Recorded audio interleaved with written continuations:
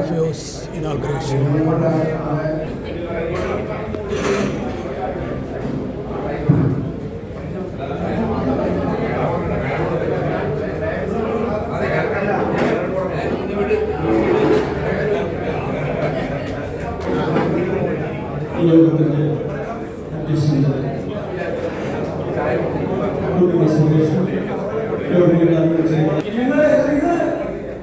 മലയാളികളുടെ അല്ലെങ്കിൽ നമ്മുടെ ഒരു സംസ്കാരത്തിന്റെ ഭാഗമാണ്.